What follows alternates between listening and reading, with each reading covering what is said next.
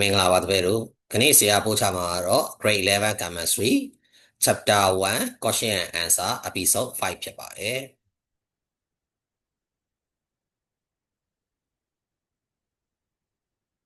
ကြတော့ exercise လေးကိုကြည့်အောင်နော် page number 14က diagrammatically တဲ့နော်ပုံနဲ့ illustration လေးဆိုတော့ဖော်ပြပေးရမယ် The Boyle's law နဲ့ Charles law ကို which show the relationship between volume, temperature, pressure for a given mass of gasတန်ခွေတစ်ခုရဲ့ပေးထားတဲ့အလေးချိန်အတွက် volume, temperature, pressure တွေရဲ့ကြားကဆက်သွယ်ချက်တွေကိုပြသတဲ့ Boyle's law နဲ့ Charles law ကိုပုံနဲ့ပြည့်စုံစွာရှင်းပြပေးရမယ်အဲ့တော့အဲ့ဒီပုံကတော့ဆရာတို့ဖတ်စာအုပ်ထဲကနော် page 4နဲ့ page 5ကပုံလေးနှစ်ပုံကိုဆွဲပေးရပါမယ်အဲ့တော့ page 4မှာဆိုရင်နော်ဆရာတို့ relationship between volume and pressure of gas ဆိုတဲ့ Boyle's law မှာအမှပုံလေးတွေ့ရပါလိမ့်မယ်vertical axis မှာ volume ကိုထားတယ် horizontal axis မှာ pressure atmospheric pressure ကိုထားပါတယ်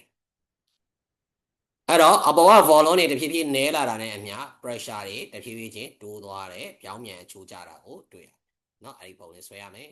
နောက် Charles law အတွက်ကတော့ page 5ကပုံလေးပေါ့เนาะနှစ်ပုံဆွဲရပါမယ် temperature degree Celsius နဲ့ Kelvin နဲ့ပြတဲ့ကြောင့်ဆရာတို့နှစ်ပုံဆွဲရပါမယ်အဲ့တော့ temperature horizontal axis မှာ vertical axis မှာ volume ကိုထားပါမယ် degree Celsius ဆိုတော့ဆရာတို့က -273 degree Celsius အထိသွားတဲ့အတွက်ကြောင့်ဆရာတို့ကအနောက်မှာအနှုတ်100 200 300ဆိုပြီးသွားပါအဲ့ဒီမှာ volume တွေက1000ကနေ800 600 400တဖြည်းဖြည်းရော့လေလေ temperature တွေကတဖြည်းဖြည်းကျနေလေပေါ့နော်ဓာတ်ရိုက်အချိုးကျတာကိုတွေ့ရ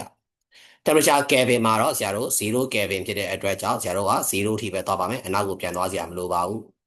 သူကလည်းအဲ့ဒီတိုင်းမှာပဲဟလာနော် temperature တွေ volume ဒုတယ်တွေက1000ကနေ800 600 400တဖြည်းဖြည်းကျလေလေ temperature တွေကလည်းတဖြည်းဖြည်းရော့လေလေဓာတ်ရိုက်အချိုးကျတာကိုတွေ့ရအဲ့ပုံလေးနှစ်ပုံကိုဆွဲရမှာဖြစ်ပါတယ်Which are the following changes တဲ့အောက်မှာပေးထားတဲ့ပြောင်းလဲခြင်းတွေက would increase the pressure of a gas အလုံးပိတ်ထားတဲ့ in a closed container အလုံးပိတ်ထားတဲ့ခွက်တစ်ခုထဲမှာရှိတဲ့ဓာတ်ငွေ့တစ်ခုရဲ့ PR တွေတိုးလာဖို့အတွက်ဘာပြောင်းလဲမှုရှိမလဲအဲ့တော့ part of the gas is removed တဲ့ဓာတ်ငွေ့ရဲ့အစိတ်ပိုင်းချုပ်ကိုဖယ်လိုက်အဲ့ဓာတ်ငွေ့ရဲ့အစိတ်ပိုင်းချုပ်ကိုဖယ်လိုက်ရုံနဲ့ pressure ပေါ်မှာတက်ရောက်မှုမရှိဘူး The container size is decreased တဲ့အဲ့တော့ခွက်ကရဲ့အရွယ်အစားသေးသွားတယ်ဒါဆိုရင်ခွက်ကရဲ့အရွယ်အစားသေးသွားဆိုရင်အထဲမှာရှိတဲ့ဒုတယ်တွေကနည်းသွားပြီဒါဆိုရင်သူ့ရဲ့ဟလာနော် pressure တက်ရောက်မှုရှိတယ်ပေါ့ pressure တွေတိုးလာတယ်ပေါ့နော်ဒုတယ်တွေကနည်းသွားတော့ပြောင်းပြန်ချိုးကြတယ် Boyle's law ရ pressure တွေတိုးမယ်ဒါဆိုရင် number 2ချက်လေးမှန်မယ်ပေါ့ now temperature is increase အပူချိန်တွေတိုးမယ်ဒါဆိုရင် Charles law ရအပူချိန်တွေတိုးရင်Charles law တယ်လေ Gay-Lussac law ရအပူချိန်တွေတိုးရင် pressure တွေတိုးပါမယ်ဒါကြောင့်အဖြေက2နဲ့3ကမှန်ပါမယ်How many liters of propane gas? The propane gas C3A က will undergo တွေ့ရမယ် complete combustion with 34 liter of oxygen gas. Oxygen gas 34 liter ပြည့်ပြည့်စုံစုံလောင်ကျွမ်းတဲ့အခါမှာ C3AA က liter volume ဘယ်လောက်လဲပေါ့ဒါကိုမေးတာ equation လေးသူပေးထားတယ်အဲ့တော့ပေးထားတဲ့ equation လေးကိုဆရာတို့ပြန်ရေးလိုက်မယ် equation ညှိပြီးသားဆိုတော့ညှိစရာတော့မလိုတော့ဘူးပေါ့မညှိပေးထားရင်ကိုယ့်ဘာကိုညှိရပါမယ်ကဲတော့ဒီမှာဆရာတို့က equation ပြန်ရေးပြီးပြီဆိုရင် mole ratio ချပါမိုးရေရှိုးချမယ်ဆိုရင်ပုံစံမှာပေးထားတာနဲ့မေးထားတာကိုကြည့်ပြီးမိုးရေရှိုးချပါအဲ့တော့ပုံစံမှာပေးထားတာပုံစံမှာမေးထားတာ how many liter of propane gas ကိုမေးထားတော့ propane gas ကိုမိုးရေရှိုးချမယ်ရှေ့မှာဘာမှမရှိတော့1 mole နောက်မှာ oxygen gas ကိုပေးထားတော့ oxygen gas ကိုမိုးရေရှိုးချမယ်ရှေ့မှာ5ရှိတော့5 mole ဒါဆိုရင်ဆရာတို့က oxygen gas ကိုပေးထားတဲ့ propane ကိုလိုချင်တယ်လိုချင်တာကိုနောက်မှာထားပါမယ်ဒါဆိုရင်5 mole တော့ oxygen မှာအဲ့တော့1 volume 5 volume 5 volume of oxygen မှာ1 volume of propane ဒါဆိုရင်ဒီမှာပုံစံမှာရှိတဲ့34 liter တော့ oxygen မှာဘယ်လောက်လဲပေါ့ကဲဒါဆိုရင်34/5ဆိုပြီးဆရာတို့တွက်လိုက်တော့သူ့ရဲ့ propane ရဲ့ volume ကိုရပါမယ်เนาะ 6.8 liter ဆိုပြီးရပါမယ်အဲ့တော့ချက်လို့ရေ mole ratio of propane to oxygen က 1:5 ဖြစ်တယ်ဒါကြောင့်သူ့ရဲ့ volume of propane ကဘယ်နှဆလဲ 0.2 ဆသေးသွားတယ်เนาะ34ကနေ0.2 ဆဆိုတော့ 6.8 ပေါ့เนาะဒါဆိုရင်မှန်တယ်ပေါ့ဒါပိုင်းရှာပါတဲ့ the volume of hydrogen gas needed to react completely with 5 liter of oxygen gas to form water အဲ့တော့ရေဖြစ်ဖို့အတွက် oxygen gas 5 liter နဲ့ပြည့်ပြည့်စုံစုံက W ဖို့လိုအပ်တဲ့ hydrogen gas ကဒုတယ်ကိုရှာပါမယ်အဲ့တော့ equation လေးပေးထားတော့ equation လေးရေးလိုက်မယ်ပြီးတော့ဆရာတို့က mole ratio ချပါမယ်လိုချင်တာက volume of hydrogen gas hydrogen အရှိမှာ2ရှိတော့2 mole ပေးထားတာ oxygen အရှိမှာဘာမှမရှိတော့1 mole 2 mole 1 mole ဒါဆိုရင်2 volume 1 volume လိုချင်တဲ့ hydrogen gas ကိုအနောက်မှာထားမယ်1 volume of oxygen မှာ2 volume of hydrogen ရှိမယ်ဒါဆိုရင်5 liter တော့ oxygen မှာဘယ်လောက်လဲပေါ့အဲ့တော့အများလို့အနေစားကြီး5 by 1 into 2ပေါ့လေကဲဒါဆိုရင်ဆရာတို့ကဘယ်လောက်ရလဲ10 liter of hydrogen ရပါအဲ့တော့ mole ratio of hydrogen to oxygen 2 ratio 1ဖြစ်လို့သူက2ဆဖြစ်တဲ့အတွက်ကြောင့်10 gram ဖြစ်သွားတယ်ပေါ့နော် the volume of hydrogen required is also 2 times greater 2ဆပို့ပြီးတော့များရပါမယ်အဲ့တော့ဒီ check လေးတွေကနော်စာမွေးမှာထည့်ရေးစရာမလိုပါဘူးNumber 5 the pressure in an automobile tire အဲ့တော့ဒီ automobile tire မော်တော်ကား tire က pressure PR ကတဲ့ is 1.88 atmosphere pressure ရှိတယ် temperature 25 degrees Celsius ဒါဆိုရင် what will be the pressure တဲ့ pressure ဘယ်လောက်လဲတဲ့ if the temperature ဒီ increase to 37 degrees Celsius ကိုတိုးမယ်ဆိုရင်တဲ့ pressure ဘယ်လောက်လဲ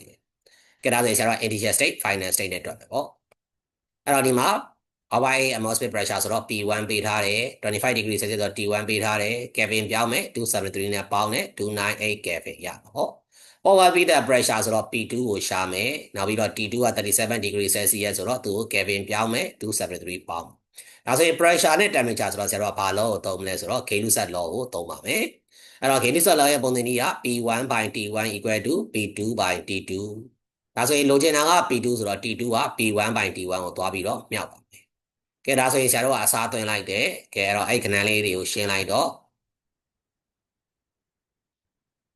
ကလေးတွေက calculator နှိပ်လိုက်ရုံပါ1.956 atmosphere pressure ရပါပြီအဲ့တော့ increase in temperature တဲ့ပူချိန်တွေတိုးရင် pressure တွေတိုးမယ်ထိုက်ရိုက်ကျိုးကြတာအဲ့တော့ဒီမှာ 1.8 ကနေ 1.956 ဆိုတော့တိုးတယ်ဒါကြောင့်အဖြေက reasonable ကျိုးကြောင်းစီလျော်ပါတယ်เนาะ check လေးတွေကစာမွေးမှာထည့်ရေးစရာမလိုပါဘူးfor identical container တဲ့เนาะဆရာတို့တူညီတဲ့ခွက်လေးခွက်မှာ under the same condition တူညီတဲ့အခြေအနေမှာပဲ airfield ဖြည့်ထားမယ် nitrogen တွေ oxygen တွေ hydrogen တွေ neon gas တွေဖြည့်ထားတယ်ဘယ်ခွက်ကတဲ့အလေးချိန်ပို့ပြီးတော့များလေဒါဆိုရင်ဆရာတို့ကသူတို့တွေရဲ့ molar mass တွေကိုရှာလိုက်မယ်เนาะအဲ့တော့ molar mass of N2 เนาะ nitrogen ဆိုတော့ N2 အဲ့တော့2 into 14 28 gram per mole oxygen ဆိုတော့ O2 MO2 equal to 2 into 16 32 gram per mole hydrogen ဆိုတော့ MH2 equal to 2 into 1 2 gram per mole neon ဆိုတော့ Ne ပဲပေါ့เนาะ Ne က20 gram per mole ဒါဆိုရင်ဒီထဲမှာဘယ်သူကအများဆုံးလဲ oxygen ကအများဆုံးဖြစ်တာတွေ့ရတယ်ဒါကြောင့်ဟလာเนาะအလေးချိန်လဲသူကအများဆုံးဖြစ်ပါတယ် molar mass of gas ကတဲ့เนาะသူရဲ့ mass နဲ့ဘာဖြစ်လဲဓာတ်ရိုက်အကျိုးကြဒါကြောင့် oxygen က highest mass အမြင့်ဆုံးအလေးချိန်ဖြစ်ရမယ်အဲ့တော့အမြင့်ဆုံးအလေးချိန်ဖြစ်တယ်ဒါဆိုရင်မှန်တယ်ပေါ့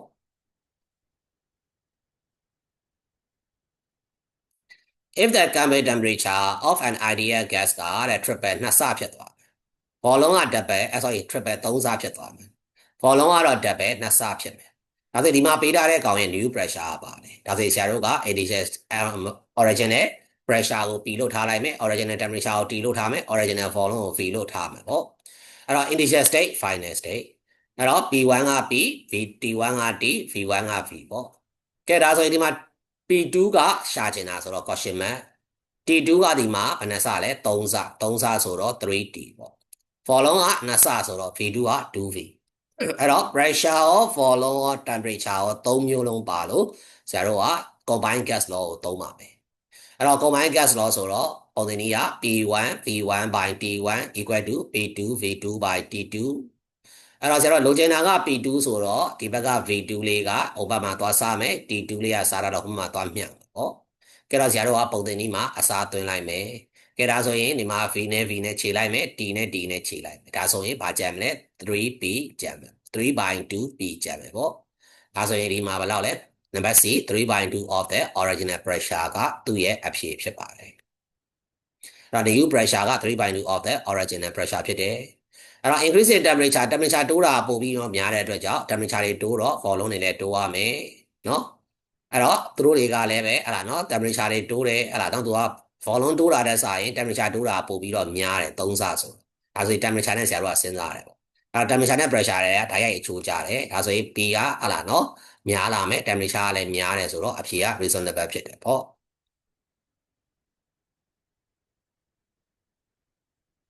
A gas တဲ့ဓာတ်ငွေ့တစ်ခုက evolve ပါဝင်တယ် during the fermentation of glucose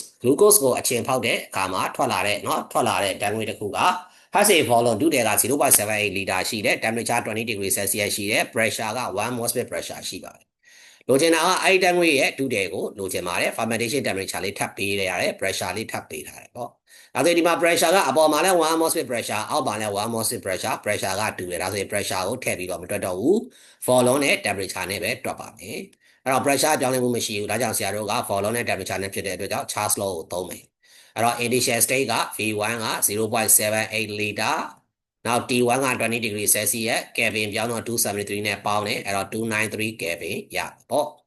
ကဲဒါဆိုရင်ဒီမှာ V2 ကိုရှာမယ်เนาะ T2 ကတော့36 degree Celsius 273နဲ့ပေါင်းတယ်309 Kelvin ရမှာပေါ့အဲ့တော့ Charles law ဆိုတော့ V1 by T1 equal to V2 by T2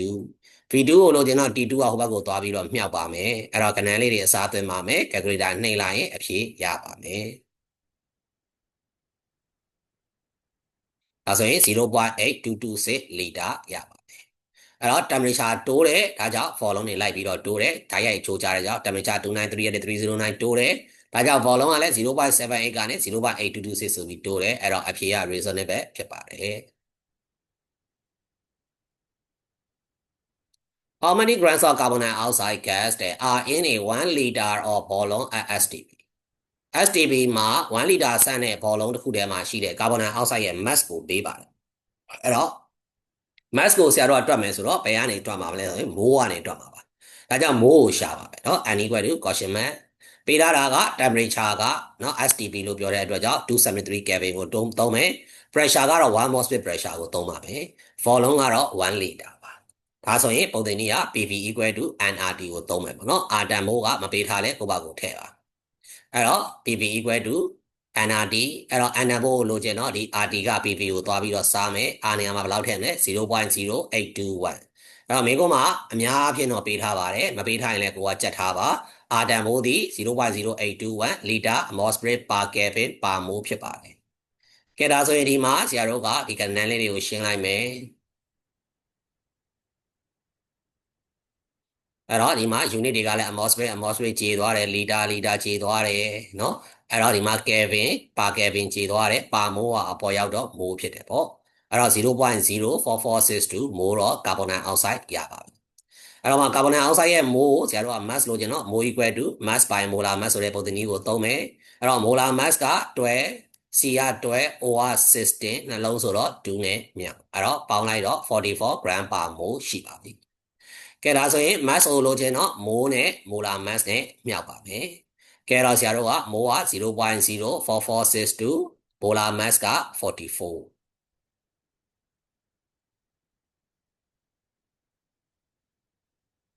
ကဲဒါဆိုရင်ဆရာတို့ဒီမှာဒါလေးကိုရှင်းပါမယ်ရှင်းလိုက်တော့1.963 gram ဆိုပြီးတော့ကာဗွန်ဒိုင်အောက်ဆိုက်ရဲ့ mass လေးကိုရမှာဖြစ်ပါတယ်ကဲတော့နံပါတ်9ပြီးသွားပြီကဲဒါဆိုရင်ခဏဆရာပို့ချတဲ့ Grade 11 Chemistry စနစ်ဓာတုဗေဒရဲ့ Question and Answer Chapter 1 Episode 5ကတော့ဒီလောက်ပါပဲကြည့်ရှုပေးတဲ့သူအားလုံးကိုကျေးဇူးတင်ပါတယ်